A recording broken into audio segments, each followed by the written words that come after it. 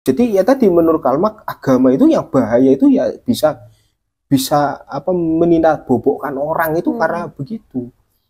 Syekh Ahmad Siddiq Al-Azmi itu menyebutkan bahwa perbedaan itu merupakan karunia Tuhan yang begitu memukau. Iya. Jadi dengan adanya perbedaan itu sebenarnya disitulah kasih sayang Allah itu hadir di tengah-tengah umat manusia. Bagaimana kita pahami bahwa ilmu pengetahuan di dalam Islam itu hadir karena perspektif yang berbeda-beda. Itulah Islam mengapresiasi tentang keragaman. Kanjeng Nabi juga, kemudian kalau kita membaca konstitusi Madinah atau negara Madinah, Kanjeng Nabi itu ahli banget dalam membaca sosiokultur masyarakat saat itu.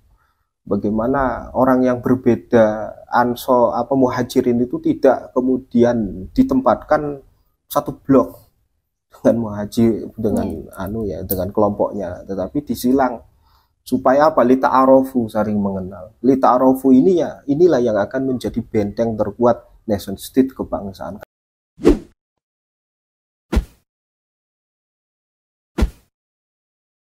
Assalamualaikum warahmatullahi wabarakatuh. Shalom, Om Swastiastu, Namo Buddhaya, salam kebajikan, salam sejahtera untuk kita semua. Teman-teman, kembali lagi di Serawung Podcast Paham Perempuan. Serawung Podcast Paham Perempuan kali ini ingin melangsungkan kelanjutan dari review buku kemarin, yakni terkait merayakan perbedaan hasil karya dari teman-teman pelita. Dan kali ini saya juga sudah bersama dengan salah satu pendiri dan penggerak dari Pelita. Ini dia Kang Devida. Assalamualaikum Kang Devida. Waalaikumsalam warahmatullahi wabarakatuh. Sebelumnya Ulia dan teman-teman Paham Perempuan ucapkan terima kasih sudah meluangkan waktu untuk melakukan Serawung Podcast bersama kami. Dan di sini kita akan melanjutkan terkait concern isu yang dibawakan oleh teman-teman Pelita, Kang. Tapi sebelumnya teman-teman barangkali sudah tidak asing mendengarkan nama kata Kang Devida, karena sebelumnya di konten-konten kami kemarin di review buku ada salah satunya bukunya Membingkai Kerukunan Umat Kristen dan Islam, itu karya beliau. Dan di sini aku ingin menginformasikan kembali untuk teman-teman yang belum tahu Kang Devida itu siapa.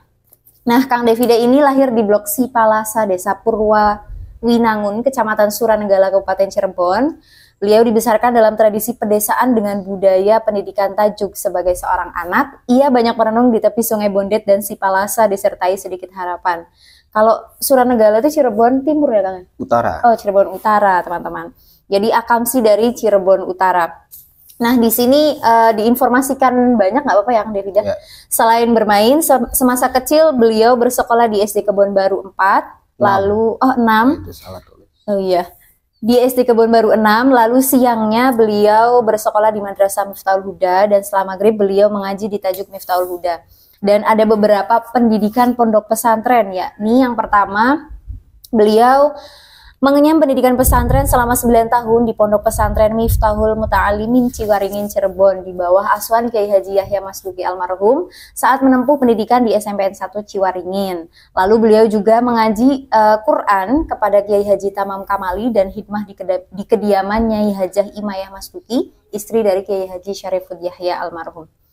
Dan masih banyak lagi, beliau juga mondok di Lirboyo, teman-teman, selama 1 tahun, lalu mondok di pesantren Hasim Asy'ari Yogyakarta selama 2 tahun, dan terakhir di pondok pesantren Amsilati Jepara selama 1 bulan.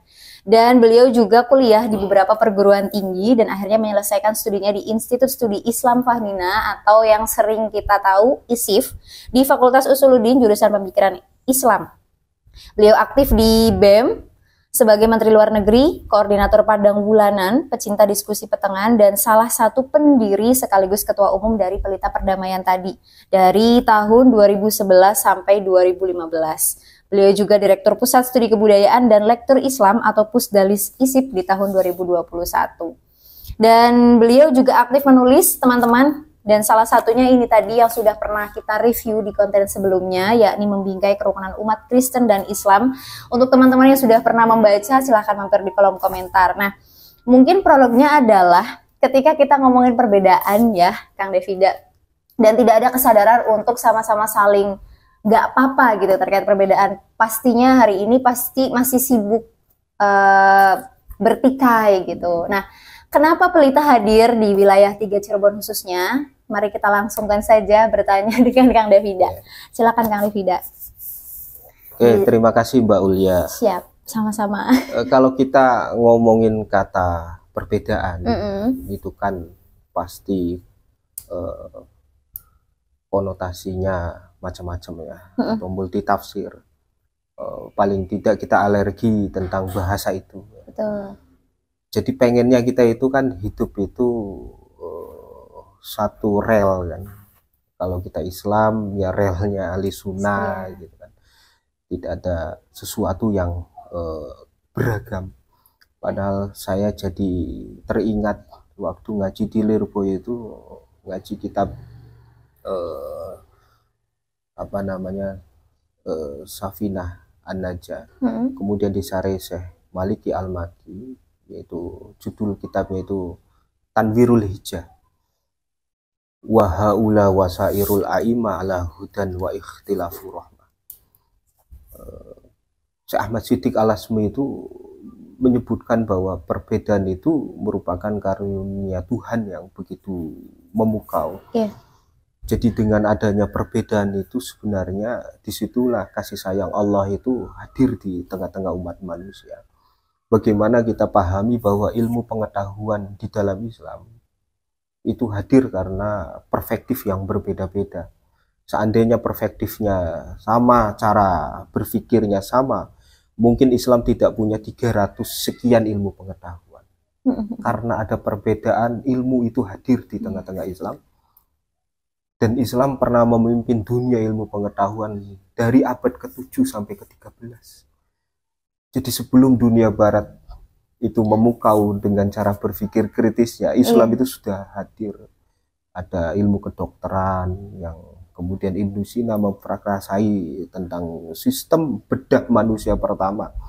Itu ada Ibnu Sina. Kemudian banyak ilmuwan-ilmuwan lain yang saya kira prosesnya adalah dari awal itu.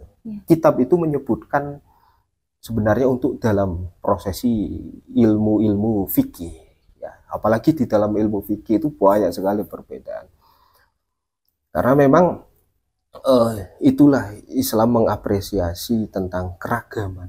Kanjeng Nabi juga kemudian kalau kita membaca konstitusi Madinah atau negara Madinah, Kanjeng Nabi itu ahli banget dalam membaca sosiokultur masyarakat saat itu.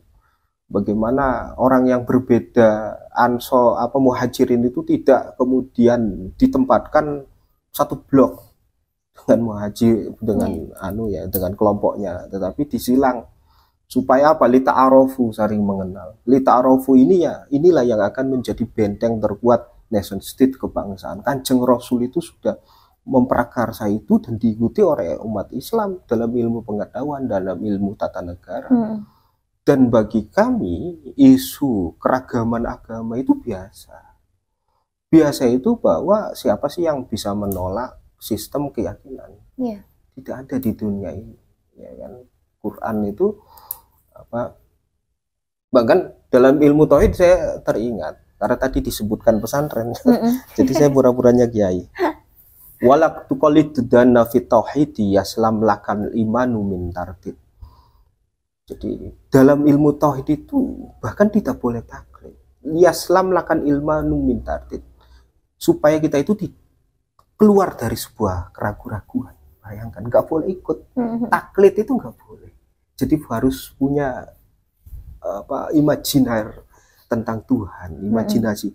Koridor cara berpikirnya Asy'ari. Koridor Asy'ari itu cara berpikir bagaimana teks dan akal itu berjalan bersama-sama. Jadi bukan teks dulu atau akal dulu, Quran dulu, akal. Nggak harus sama-sama. Quran itu tidak bisa terbaca kalau tidak menggunakan akal. Akal akan mengalami sebuah kepusingan, kemblunderan kalau tidak melalui teks. Jadi itu koridornya sudah ada. Tetapi sistem keyakinan harus dibangun argumentasinya sendiri. Nah, Pelita itu sebenarnya di awal itu untuk memecah sebuah kebekuan,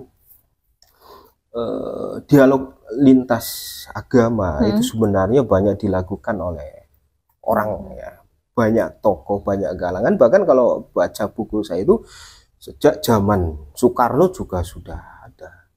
Bahkan sejak era Kartini juga sudah, era-era kolonial juga sudah ada. Bagaimana disertasinya Pak Sumartono itu yang menulis tentang Kartini, bagaimana Kartini berdialog dengan orang Kristen yang notabene Belanda, yang disebut Abidanan itu kan sudah ada gitu loh.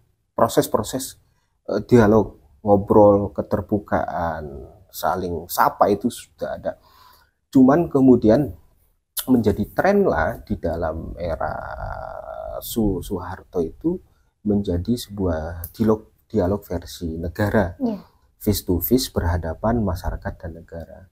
Memang ini untuk saya kira akan melihat kenapa sih itu bisa terjadi. Pertama adalah kita harus lihat bahwa kita tahu Indonesia ini multikultural, secara demografi itu negara yang sangat luas banget. Kalau kita bandingkan Jawa Barat itu ada 3 provinsi, 1 provinsi lah kita angkat. Katakan Jawa Barat itu secara luas wilayah itu sama dengan Belanda. Nah ini itu yang satu provinsi kita bisa bayangkan. Kita bayangkan kulturnya di kita itu satu provinsi di sana menjadi negara. Jadi bahwa perbedaan multikulturalisme itu yang nggak bisa ditolak kembali di negeri kita ini.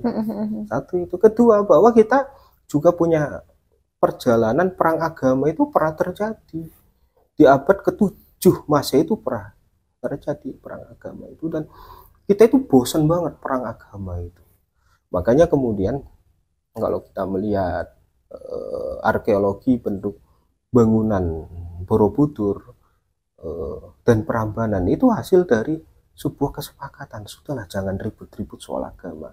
Borobudur itu yang notabene adalah Buddha, kemudian suaminya suami dari Pramudawardhani itu justru dibikinkan pura, dijadikan rumah ibadah yang kita kenal hari ini Candi Prambanan.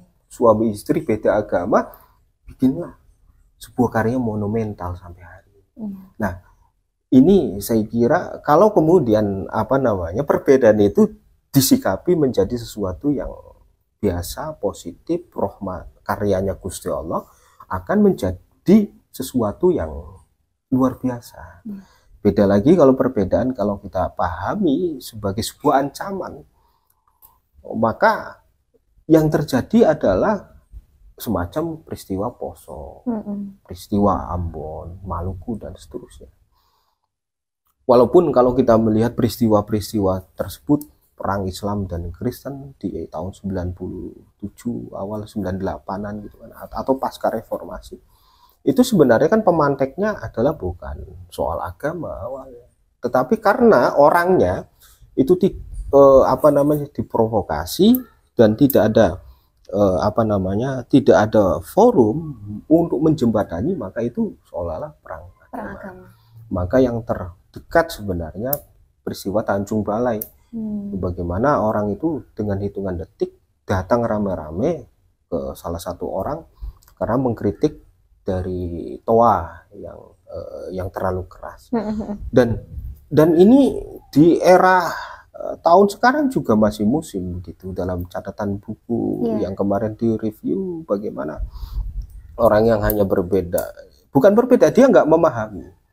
Makanya perbedaan itu harus dipahami, baik itu perbedaan madhab ataupun perbedaan sistem keyakinan harus dipahami. Ada peristiwa TKN sebenarnya toreko, orang nggak paham tentang toreko, dianggap sesat. Dengan hitungan detik orang rame-rame untuk menyerbu tempat situ ada di desa Kelayan tersebut.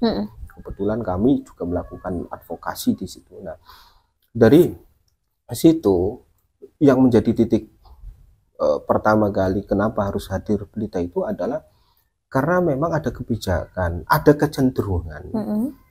Kalau di masa kecil saya, Mbak Ulia, saya itu SD-nya agak keren ya, Kebon Baru. Baik. Di kota itu mungkin satu-satunya orang kampung yang sekolah di kota sekolah gitu di kota pada itu masa itu. Pada masa itu ya. Saya bersyukur di SD itu saya mengenal banyak kawan yang berbeda agama. Mulai dari SD itu ya. Dari SD itu. Jadi saya biasa kalau ulang tahunan diundang oleh kawan saya yang Kristen, datang ya biasa. Atau saya main-main di rumah kawan yang Kristen juga biasa. Setelah saya keluar pesantren, itu kan ada kapling-kapling tuh, ada semangat membuat pendidikan sendiri-sendiri. Iya. Santa Maria punya, yang Katolik punya sendiri, yang Kristen punya sendiri. Jadi ruang untuk berjumpa itu tidak ada. Dan bagi kami saat itu ini sangat bahaya. Kemudian perjumpaan di angkot juga sudah tidak ada, apalagi angkot sekarang hampir bangkrut ya. Nah, ruang-ruang itu sudah tidak ditemukan kembali dan ini sangat berbahaya sekali. Karena apa? Agama ini tadi bisa menjadi rahmat bagi kita, bisa menjadi hudan lil muttaqin, petunjuk bagi orang yang mengimani agamanya.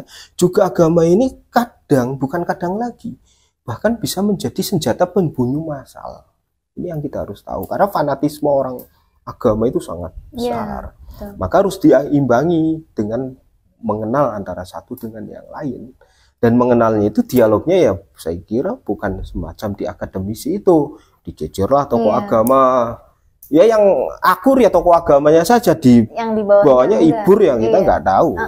Maka kita melihat bahwa kecenderungan itu harus dirubah. Maka Pelita hadir untuk memperbarui cara dialog itu, bagaimana anak muda ini ya mengenal, jangan memakai bahasa-bahasa terlalu akademisi, seminar, gitu-gitu enggak.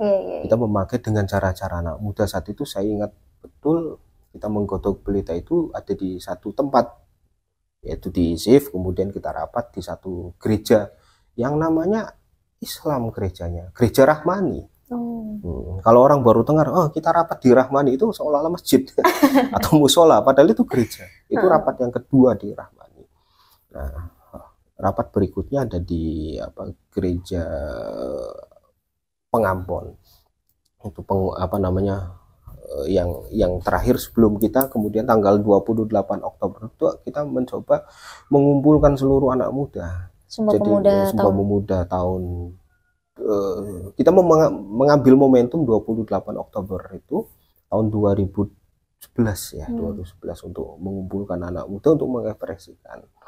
Ya, bukan dialog, bukan diskusi, bukan apa, tetapi ekspresi Sumpah Pemuda saat itu. Makanya di situ tidak bicara tentang apa sih perbedaan agama, tetapi yang penting kita ketemu dulu.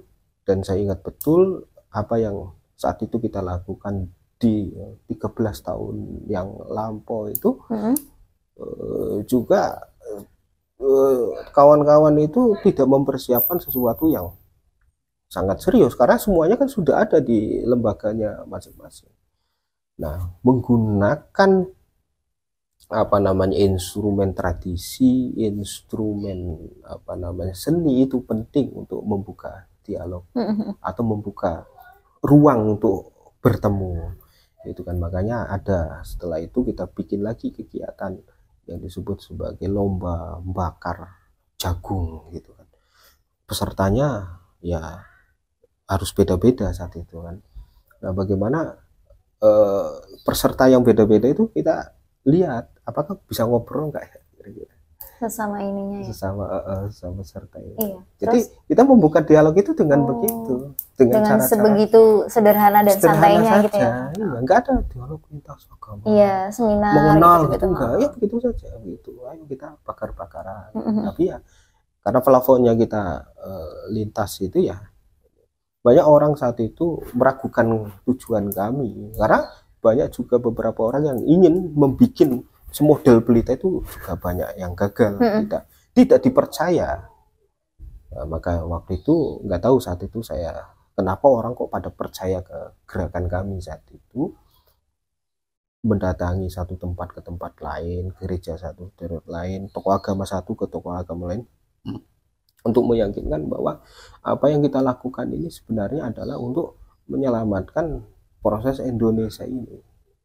Karena apa ya? Karena kalau kita hari ini membuat kedamaian dalam skup lokal di Cirebon, maka Cirebon itu akan dilihat, loh di Cirebon ini orang Islam baik-baik ya, dilalas agamanya Islam kan.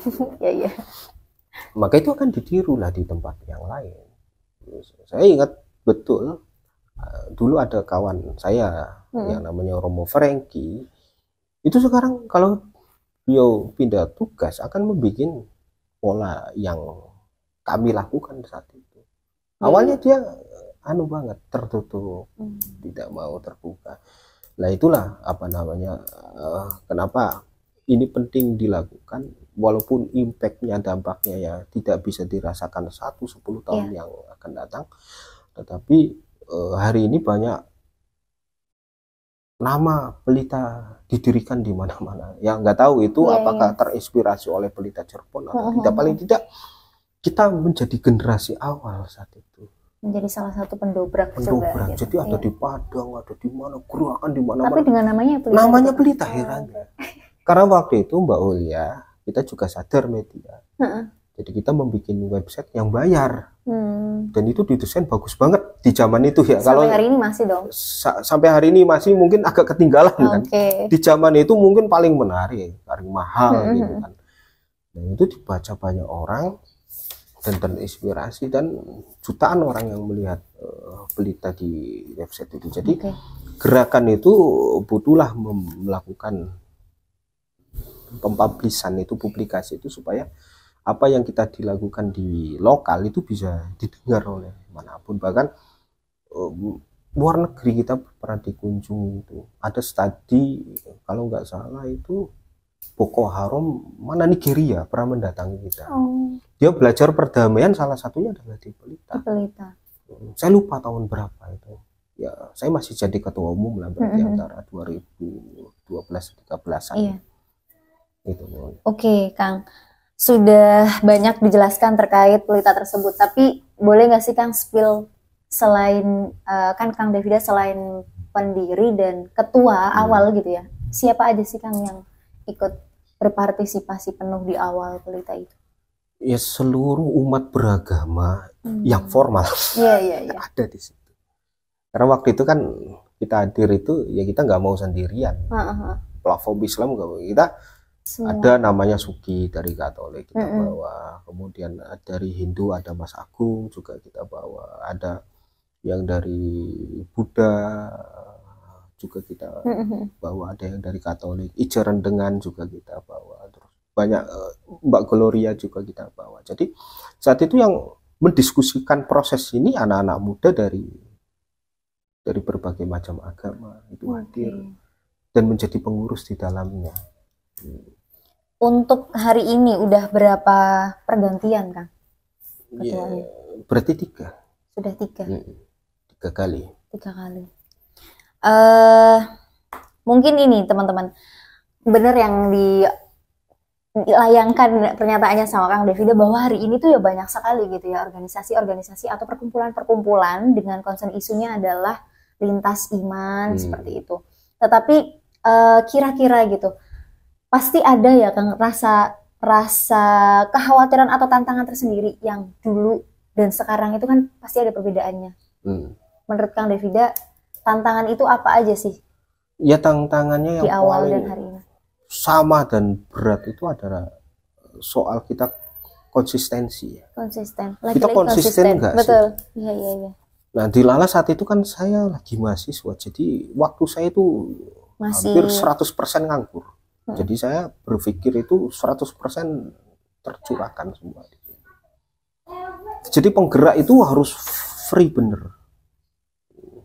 Jadi boleh yang tadi saya sebutkan Mas Sugi, Mas siapa, terus Mas Winta dari Penghayat, itu boleh kerja. Tapi penggerak ini harus serius. Harus free gitu ya dari segala macam aktivitas. Harus dia berpikir organisasi itu betulan. Oke, Kang. Apa ya? Tantangan hari ini masih sama, konsistensi ya Kang? Ya sama.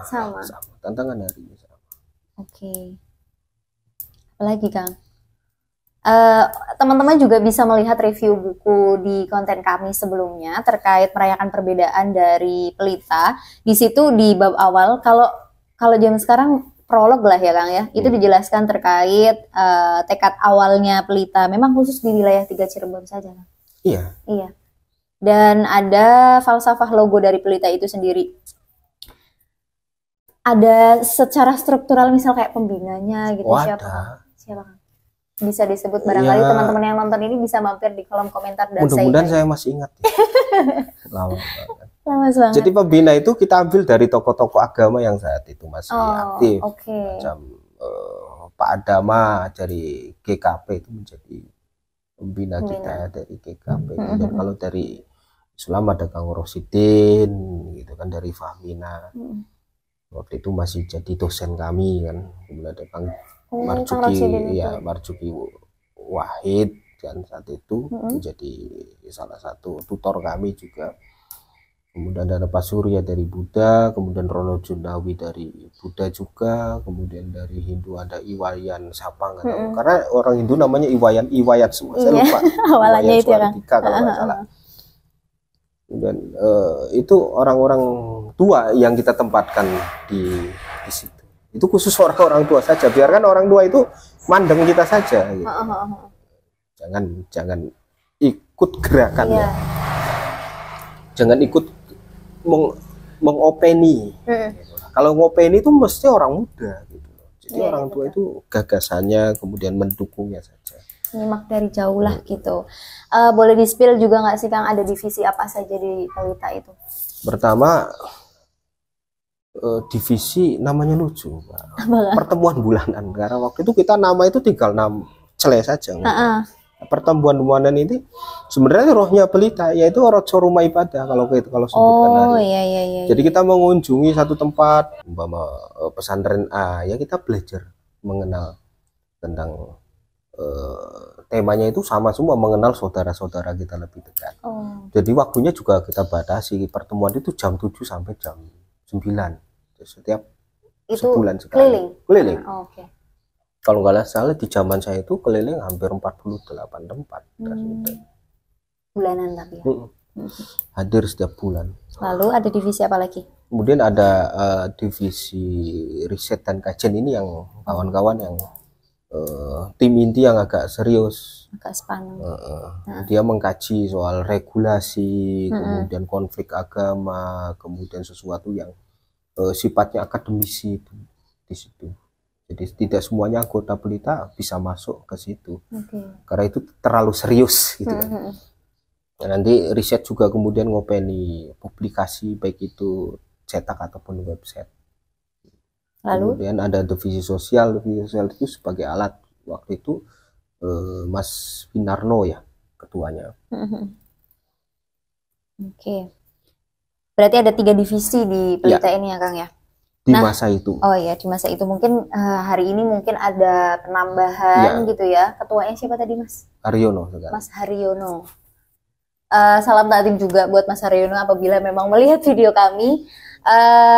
Mungkin ini Kang, lebih ke studi kasus gitu ya. Kalau ngomongin perbedaan atau toleransi dan intoleransi itu kan kadang-kadang saling beriringan gitu. Nah, Kang Devida sendiri gitu ya, yang mana dalam hal ini adalah pendiri, penggerak sekaligus ketua awal di Pelita yang concern isunya memang lintas agama, sudah bisa memberikan pernyataan belum sih bahwa Cirebon itu memang sudah menjadi daerah yang sangat toleran gitu? Ya, saya ingin cerita di Cirebon awal dulu ya. Iya, boleh. Menurut naskah Wangsakerta, Cirebon berdiri itu di awal itu sudah sangat beragam dan toleran. Iya. Jadi dalam catatan naskah itu sangat jelas sekali. Orang-orang pertama kali saat Cirebon itu zamannya Prabu Mbah Kuwu Cirebon itu sudah ada orang Arab, sudah ada orang India, sudah ada Sarwa Bumi dan seterusnya. Dan ini menunjukkan bahwa di awal juga diskusi tentang keragaman agama itu sudah selesai. Ditambah lagi kemudian ada Faksi Nagaliman itu. Faksi Nagaliman salah satu simbolisme Cirebon, kereta tunggangannya Sunan Gunung Jati yang dibikin oleh Pangeran Losari itu atas dasar 3 unsur. Pertama adalah unsur Islam, ada buruk, kemudian unsur Hindu, ada gajah, kemudian unsur Cina itu ada di situ. Kemudian yang penting yang saya pernah tulis dalam buku itu juga Sunan Gunung Jati itu saat peresmian Masjid Sang Cipta Rasa atau Masjid Kesepuan hari ini teman-teman mengenalnya, itu berpidato. Pidato salah satu poin pidatonya itu siapa yang mau didirikan rumah ibadah. Waktu itu mengacunglah salah satu orang namanya Babah Yong Hijin, atau yang dikenal sebagai Buyut Babah, ada di daerah sekarang kecamatannya Desa Serangnya, kecamatannya Serang itu. Serangnya dulu masuk di wilayah Jamblang kalau nggak salah, ada di akhirnya mengacungkan diri, minta dibikinkan kelenteng yang namanya kelenteng Jamblang. Akhirnya Buyut Babah ini dipersilakan untuk membuka lahan di sana untuk membabat kalau zaman dulu itu, kemudian menjadi pemukiman, dan akhirnya Saka Guru yang ada di Cirebon itu dicabut, dibawa untuk menjadi salah satu saka utama atau wungwungan ya, yang ada di kelenteng Jamblang. Itu bagaimana itu bisa terjadi? Itu negara maju itu memang begitu. Ciri-ciri negara maju, Cirebon itu kan negara mesti ikut mbahnya. Mbahnya kan Kanjeng Rasul. Kanjeng Rasul juga gaya kepemimpinannya begitu. Ya ditiru itu di Cirebon. Dan itu kan ciri negara maju itu ya pasti terbuka. Nah, kalau hari ini kemudian kita mengalami distorsi karena proses kolonialisasi. Salah satu proses kolonialisasi adalah yang terpenting melakukan pemisahan-pemisahan atau klaster-klaster. Orang Cina dibikinkan tempat sendiri yang namanya pecinan. Iya, betul. Orang Arab dibikinkan kampung, disebut kampung Arab. Pribumi apalagi itu nggak enak banget nasi dia. Dari situ tahun 19 kalau nggak 30 itu terjadi peristiwa yang saya kira memilukan, tercatat dalam sebuah naskah yang disebut naskah Kuncrit, Babad Kuncrit. Itu peristiwa bagaimana orang-orang Cina itu dipersekusi oleh orang-orang pribumi. Nah, kenapa itu terjadi? Ya tadi itu sudah tidak mengenal antara satu dengan yang lain. Yang dulunya itu padahal dekat gitu ya. Akur banget. Dan ini ciri-ciri sebagai negara maju itu sistem perdagangan juga terbuka lebar. Cirebon itu sebagai jalur sutra atau jalur rempah yang penting kan. Ya, masa iya mau dagang itu tanya, kamu agamanya apa gitu, beli rempah apa itu agamanya kan enggak. Yang penting kan laris saja. Betul. Nah, ini ciri-ciri negara pos maritim itu pasti begitu. Dan ini kan dalam wilayah Indonesia itu sama, memang bukan di Cirebon saja. Nah, hari ini kan jawabannya sudah berubah, melampaui kolonial, hari ini reformasi. Tadi saya sebutkan lagi, belum lagi ada Undang-Undang PNPS 1965, kemudian membatasi agama. Nah, itu dia. Nah, Undang-Undang PNPS ini yang menjadi sumber masalah kita, karena yang diakui dalam Indonesia itu menyakitkan hati banget kan. Cuman agama, dan itu juga agama-agama bukan dari asli Nusantara. Betul. Semuanya impor semua, Islam impor, Kristen impor, Katolik impor, Hindu impor. Yang lokalnya tidak terapresiasi dengan baik. Nah, ini kan menyakitkan banget bagi kehidupan berbangsa dan bernegara kita. Dan ini Undang-Undang PNPS ini menjadi sumber masalah juga. Nah, menurut Kang Davida harus ada revisi atau bagaimana terkait Undang-Undang Kebebasan Beragama ini? Iya, sebenarnya kawan-kawan NGO sudah melakukan ke MK ya beberapa kali untuk menyambut itu. Tetapi agak sulit juga. Nah, anak turunan undang-undang ini kan akhirnya dijadikan persekusi terhadap Ahmadiyah, persekusi terhadap Syiah, menggunakan undang-undang PNPS itu. Jadi sampai hari ini pun masih polemiknya seperti itu ya. Bahkan politik agama ini kan menjadi lucu di kita. Menurut saya lucu. Kalau kita menggunakan pendekatan analisis kebijakan publik, orang diukur bisa terapresiasi naik pangkat, umpamanya PNS, kerjanya itu kan berdasarkan kriteria dia membangun kinerja dia terhadap masyarakat. Enggak, sekarang ini kan sholat jamaah. Saya bukan anti jamaah, tetapi kalau digunakan dalam konteks Indonesia itu kan lucu. Kok jadikan barometer sholat duha itu.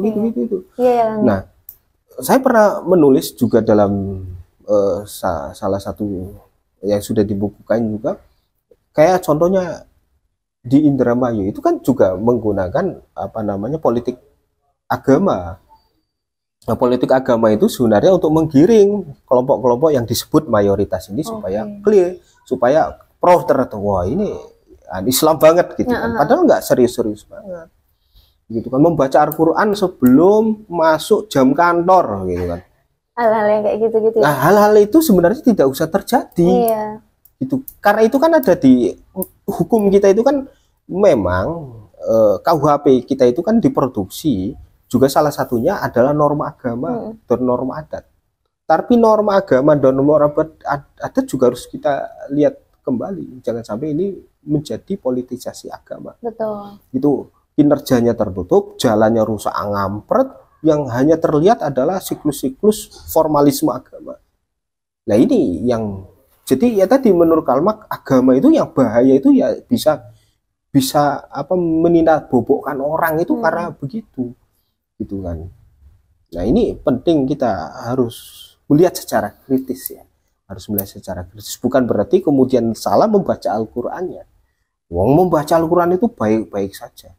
Tetapi bagaimana kita kalau bayangkan ini digunakan di Papua yang mayoritas Katolik? Betul. Itu kan, apa di Papua nggak ada orang Islam? Ada. Jadi nanti yang terjadi adalah tirani mayoritas terhadap minoritas. Betul. Jadi supaya tidak ini terjadi, ya kita harus kembali pada Undang-Undang Dasar dan Pancasila. Ini yang penting. Jadi tafsir terhadap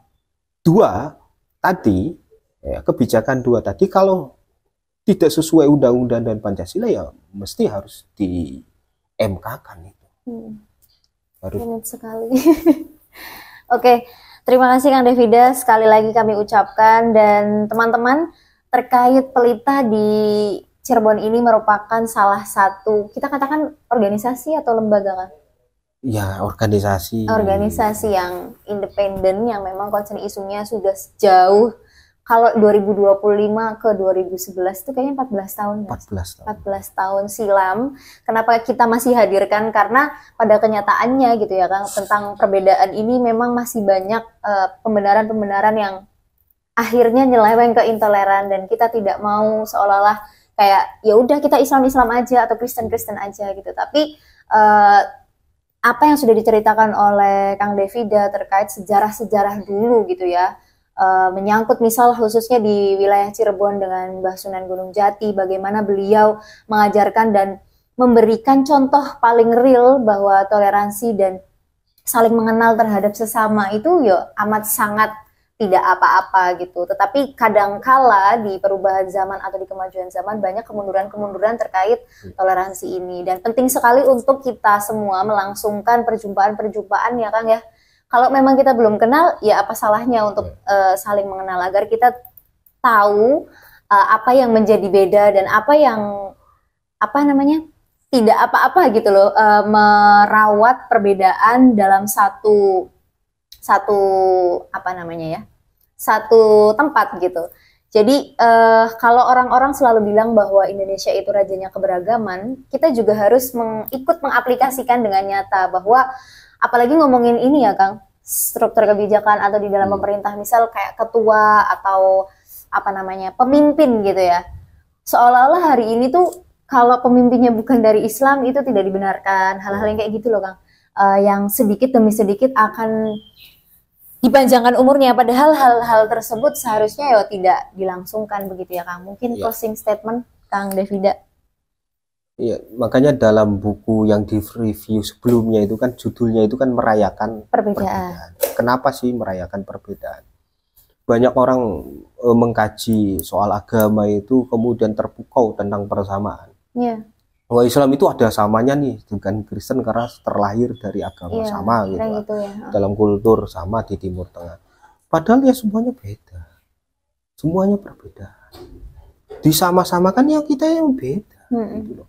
Jangankan agama yang sudah mengalami proses distorsi, gitu kan. Kita saja dengan adik kita atau orang kembar saja itu kan masih ada yang bedanya. Iya, pasti gitu ya. Nah, perbedaan itu makanya inilah yang menjadi titik utama. Kita mau diapakan perbedaan ini? Nah, jawabannya ya terserah kita. Indonesia ini mau diapakan? Mau hancur ya bisa. Mau lestari juga bisa. Nah, pilihan itulah setelah kita bisa memahami bahwa proses dehumanisasi, proses kemanusiaan itulah ya lebih penting daripada proses yang lain. Apapun, ya. Apapun. Di atas sistem keyakinan itu adalah sistem kemanusiaan. Jadi manusia ini yang, karena yang punya agama itu ya manusia. Ya kan? Iya. Hewan, Tuhan beragama tidak. Tidak. Dalam sistem tauhid kita mau nggak nyembah seluruh Indonesia juga tetap Gusti Allah ya jadi Tuhan. Jadi nggak ngaruh, ya kan? Nggak ngaruh. Ya makanya ini yang saya penting ya, kedalaman tauhid itu akan menginsafi kita bahwa sistem Gusti Allah menciptakan perbedaan itu bagian dari kita melakukan tafakur pada Gusti Allah bahwa oh iya kita manusia, kita punya titik kelemahan yang absolut itu ya Gusti Allah. Dan ini yang menjadi sangat poin penting. Makanya di dalam beberapa kalau kita baca tulisan novel Wahdut Adain atau tulisan penyatuan agama itu kan gagal di India. Ya nggak mungkin disatukan agama itu. Ada buku fenomenal. Kalau nggak salah judulnya Wahdat Adain.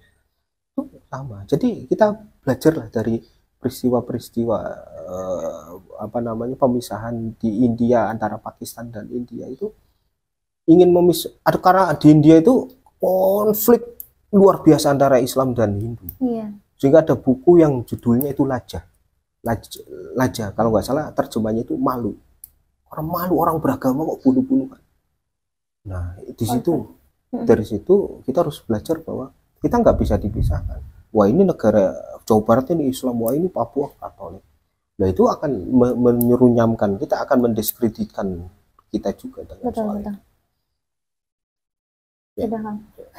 Baik, teman-teman, semoga Serang Podcast kali ini bisa bermanfaat dan tetap lestari untuk merayakan perbedaan dimanapun kita berada. Dan terima kasih kepada teman-teman pelita Kang Devida untuk meluangkan waktunya menjelaskan dari awal sampai hari ini. Dan pastikan teman-teman juga sudah subscribe di kanal YouTube kami di Paham Perempuan dan klik loncengnya agar teman-teman selalu mendapatkan notifikasi atau update konten terbaru dari kami. Dan jangan lupa like, share, dan komen. Wassalamualaikum warahmatullahi wabarakatuh.